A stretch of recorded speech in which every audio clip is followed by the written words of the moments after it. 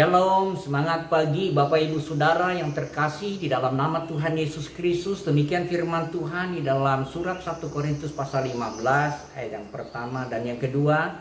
Nanti kita akan lanjutkan kembali bersama ayat 10 dan ayat yang ke-11. Demikian firman Tuhan. Dan sekarang saudara-saudara, aku mau mengingatkan kamu kepada Injil yang aku beritakan kepadamu dan yang kamu terima dan yang di dalamnya kamu teguh berdiri. Oleh Injil itu kamu diselamatkan asal kamu teguh berpegang padanya, seperti yang telah kuberitakan kepadamu. Kecuali kalau kamu telah menjadi sia-sia saja menjadi percaya. Tetapi karena kasih karunia Allah, aku adalah sebagaimana aku ada sekarang, dan kasih karunia yang dianugerahkannya kepadaku tidak sia-sia.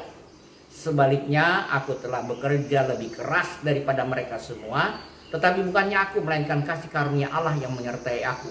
Sebab itu, baik aku maupun mereka, demikianlah kami mengajar, dan demikianlah kamu menjadi percaya. Jadi, saudaraku yang saya kasihi di dalam nama Tuhan Yesus Kristus, kebangkitan Yesus adalah kabar baik, dan itulah Injil. Jadi Injil adalah kabar baik tentang kedatangan Tuhan ke dalam dunia, kematiannya di atas kayu salib, kebangkitannya dari antara orang mati. Dan kita tahu bersama-sama, ketika ia sudah bangkit, ia menampakkan diri kepada banyak murid dan kepada orang banyak. Dan di tengah-tengah orang banyak itu ia naik ke surga untuk menyediakan tempat bagi saudara dan saya. Dan ia berjanji, kelak dia akan datang kembali untuk menjemput saudara dan saya, supaya di mana ia berada, kita pun berada bersama-sama dengan dia. Dan inilah kabar baik. Kabar baik tentang Kristus Yesus, anak Allah, yang sangat luar biasa, yang harus kita syukuri. Rasul Paulus sangat bersyukur Yesus mati untuk menebus dosanya. Dia bangkit. Dia sungguh-sungguh bangkit dari kematian, yang memberikan pengharapan dari Rasul Paulus bahwa sesungguhnya ada kebangkitan bagi orang mati. Ada kebangkitan yang sungguh-sungguh nyata di dalam Kristus Yesus, supaya sungguh-sungguh kuasa dosa hilang oleh karena Kristus sudah bangkit. Saudaraku yang saya kasihi di dalam nama Tuhan Yesus Kristus, ingatlah bahwa Rasul Paulus dulu adalah seorang yang menganiaya jemaat. Bahkan di depan matanya sendiri ia melihat Stefanus mati dirajam. Saya tidak tahu apakah ia juga ikut andil pada waktu Stefanus mati dirajam. Tetapi yang kita tahu bahwa ia adalah penganiaya jemaat. Itu sebabnya ketika oleh kasih karunia ia berkenan di hadirat Allah untuk menjadi rasul, dipercaya oleh Tuhan, ia bekerja lebih keras daripada yang lain. Karena ia sungguh-sungguh ingin membalas segala kasih karunia Allah yang sangat luar biasa itu. Sekalipun sekeras apapun yang ia lakukan, mungkin tidak tergantikan dengan kasih karunia yang sangat melimpah di dalam hidupnya. Saudara, mari kita bersama-sama hidup dalam kasih karunia di dalam Kristus Yesus. Kasih karunia yang sangat melimpah-limpah di dalam Kristus Yesus. Itulah kabar baik di dalam Yesus Kristus. Kasih karunia karena kita tahu bersama-sama Yesus Kristus sudah datang ke dalam dunia menjadi manusia yang sejati, supaya kita dapat mencontohnya, meneladaninya, mentaatinya sebagai manusia. Dan kita akhirnya menuju kepada kesempurnaan yang Tuhan harapkan, manusia seutuhnya yang menurut gambar dan rupa Tuhan.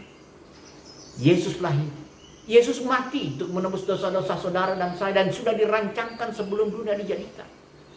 Tidak ada satupun yang mampu membayar dosa saudara kecuali darah Kristus Yesus yang mati di atas kayu salib itu, yang darahnya tercurah dari kepala sampai ke telapak kaki itu, yang tubuh-tubuhnya tercabik-cabik, bahkan sendi-sendi tulangnya pun copot. Nah, saudaraku yang saya kasihi, jalan penderitaan itu harus ditempuh, dan rancangan itu sudah dirancangkan sebelumnya, karena Allah sangat mengasihi saudara. Tidak hanya itu, saudara tidak diberi pengharapan yang kosong, yang sia-sia. karena Yesus bangkit dari antara orang mati, supaya ia menjadi yang sulung daripada yang lain, dan kita sekalian menjadi adik-adiknya Yesus karena dia kakak kita, sebagai yang sulung dari semuanya dalam keluarga Allah. Ia menampakkan diri untuk kita sekalian. Dia memberikan pengharapan segala, sehingga iman kita di dalam Yesus Kristus tidak sia-sia. Tetapi sebaliknya, kita sangat punya pengharapan supaya kita tidak tenggelam dalam keputusasaan dunia ini. Kita tetap percaya bahwa Tuhan senantiasa menyertai kita dengan kuasa kebangkitannya. Dan dia berjanji dari surga, saudara. Dia naik ke surga menyediakan tempat bagi saudara dan saya, supaya di mana saudara berada bersama-sama dengan dia kelak. Itu yang dirancangkan Tuhan Yesus. Bahkan dia berkata, setelah segala sesuatu yang disiapkan itu sudah selesai, ia akan datang kembali ke dalam dunia ini. Ia datang kembali ke dunia ini untuk apa? Untuk menjemput saudara dan saya.